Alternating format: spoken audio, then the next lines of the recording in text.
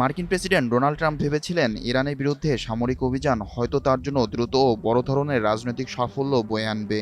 কিন্তু 3 মাস পেরোতেই সেই যুদ্ধ এখন উল্টো তার জন্য নতুন দুশ্চিন্তার কারণ হয়ে দাঁড়িয়েছে। ট্রাম্পের জন্য ইরান যুদ্ধ এখন যেন খাল কেটে কুমির আনা পরিস্থিতিতে পরিণত হয়েছে। ইরানের উপর হামলার পর ট্রাম্প বারবার পূর্ণ বিজয় দাবি করলেও বাস্তব চিত্র এখনও অনেক জটিল। কারণ ইরান এখনও হরমুজ প্রণালীর উপর নিজেদের প্রভাব ধরে রেখেছে।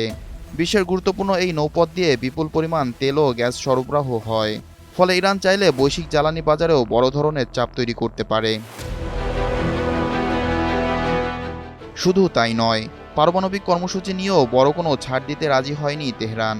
দেশটির বর্তমান ধর্মভিত্তিক সরকারও এখনও টিকে আছে শক্ত অবস্থানে। ফলে যুক্তরাষ্ট্রের সামরিক অভিযানকে বড় কৌশলগত সাফল্য হিসেবে দেখতে ট্রাম্পের সামনে তৈরি হয়েছে কঠিন চ্যালেঞ্জ।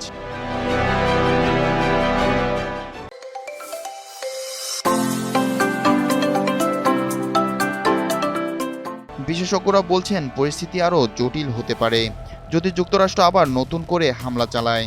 কারণ সেক্ষেত্রে ইরান ও মধ্যপ্রাচ্যের বিভিন্ন স্থানে পাল্টা প্রতিক্রিয়া দেখাতে পারে।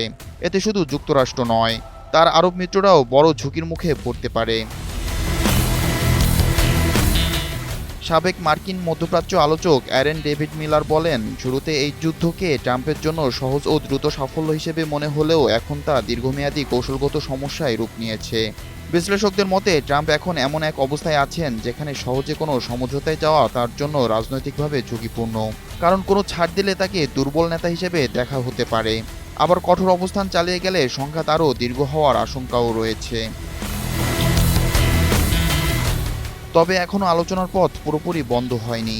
কেউ কেউ মনে করছেন কূটনৈতিক আলোচনায় ইতিবাচক দিক গেলে ট্রাম্প হয়তো এমন কোনো সমাধান খুঁজে পেতে পারেন যা তাকে রাজনৈতিকভাবে কিছুটা স্বস্তি দেবে।